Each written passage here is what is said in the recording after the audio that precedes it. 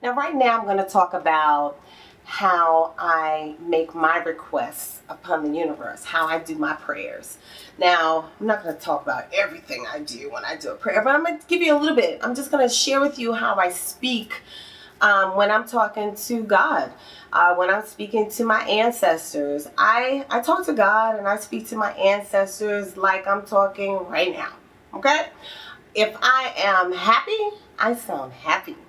If I am sad, I sound sad. If I am irritated, I'm going to sound irritated. I elevate my voice. I yell. I scream. I demand. Because guess what?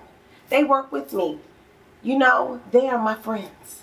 And I talk to them just like I would speak to my friends. So I like fire. So I like candles.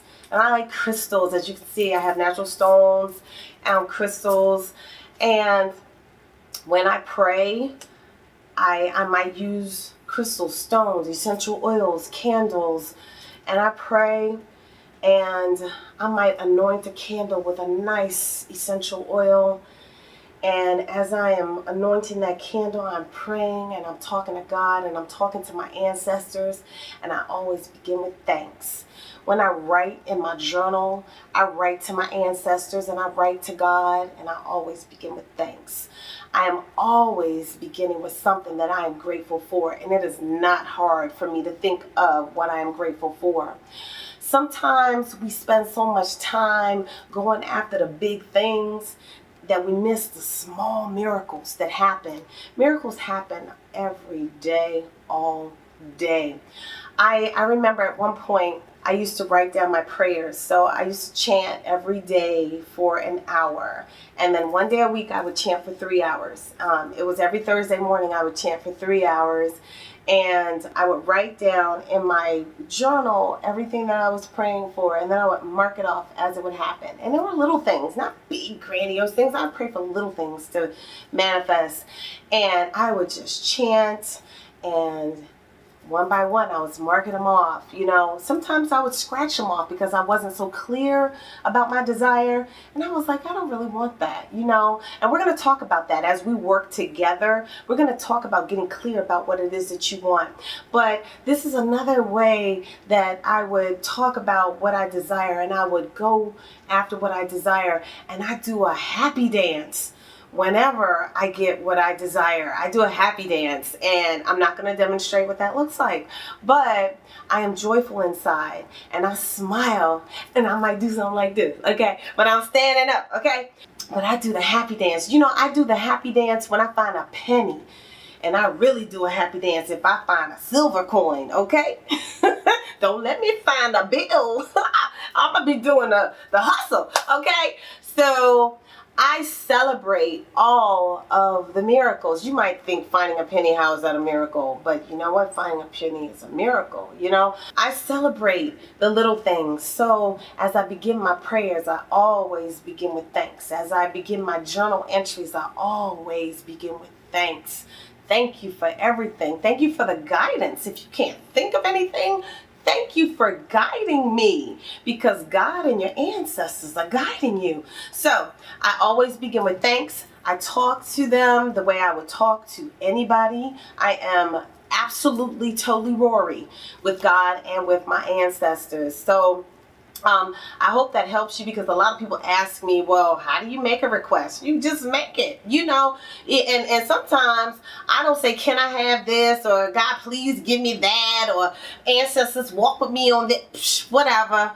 I might thank them in advance. Thank you in advance for, you know, providing me with XYZ. I am loving this XYZ that I have, and you know, I might even close my eyes and be there with having whatever it is I desire for about 60 to 90 seconds. I might just enjoy it and feel it in my body and feel it in every cell of my body.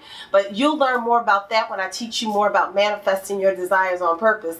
But go to God, go to your ancestors, go to whomever you worship, whoever your source is, or your sources are, however, I don't know how you worship, and that doesn't matter to me, however you worship, because, everybody has their own individuality, and I'm judging no one. So do what you do, go to your source, be real with your source, and be true to yourself, be true to whomever your supreme being is, and request whatever it is that you desire, but just be clear about your request. Now, one thing I should say about requesting, sometimes when you're not absolutely certain about what it is, it's better to be a little bit more general. Now, I know sometimes it's good to be very specific, but sometimes you could be so specific and then leave a little thing out, and then you manifest that and you be like, oh my God, I forgot to say this part.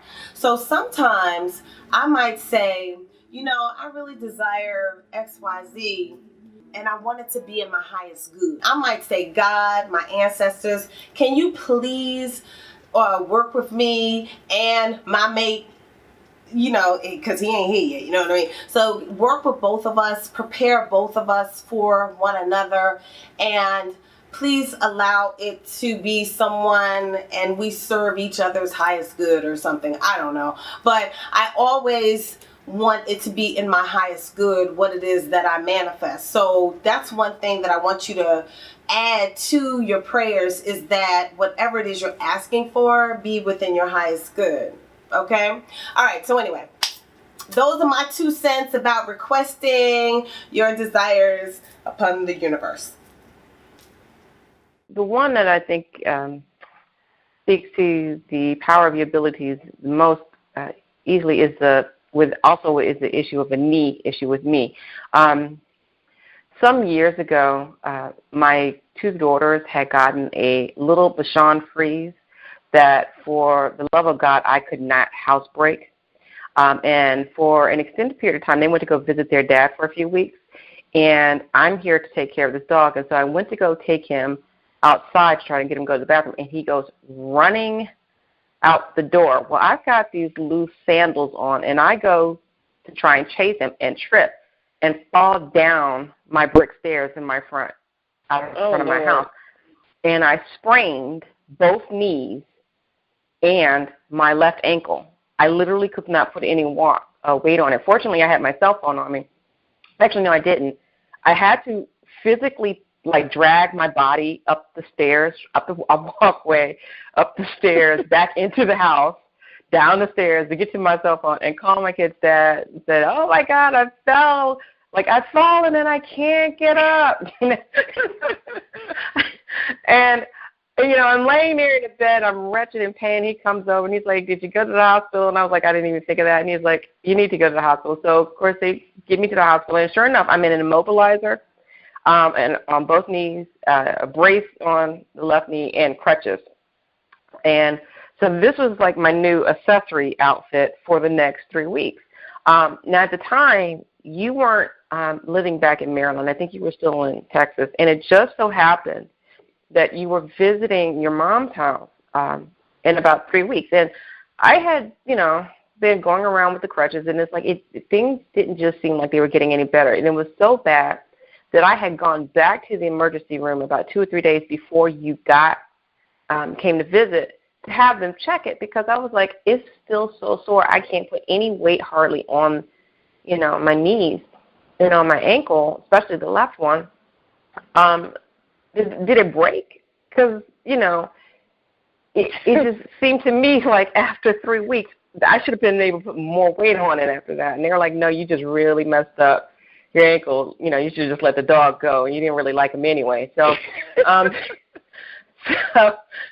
so anyway, so you came by to visit your mom, and I was like, okay, well, let me hobble on over to see how you're doing and everything. And while I'm over there, and you're like, oh my God, this is not cute. What happened? And I tell you my story. I think you laughed then too, but that's okay. It's a funny story.